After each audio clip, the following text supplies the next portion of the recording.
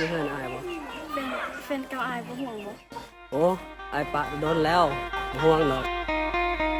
ไม่แรงไปหันบ่ เอื่อยเบิ่งแฟนเอื่อย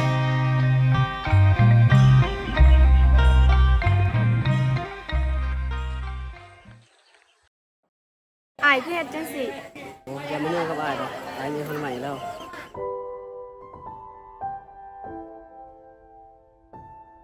ไปปลอบใจเพิ่นติฮะไปปลอบใจเพิ่นเดี๋ยวกูไปก่อนเด้อเป็นยังน้องคือแค่แต่ป้านผู้เดียวทั้งที่เขามีคนใหม่แล้วบักป้านมันเฮ็ดให้เจ้าทรมานใจเจ้ายังสิมักมันบ่ใส่มันสิได้ฮักเจ้ามันมีผู้สาวไม่แล้ว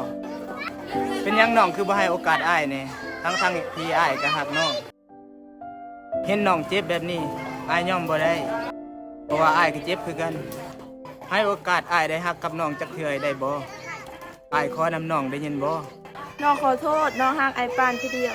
แต่น้องคิดกับอายแค่เพื่อนเท่านั้นอายฮักผู้ใหม่ซะเฮามันบ่คู่ควรอายอย่าทรมานใจซะ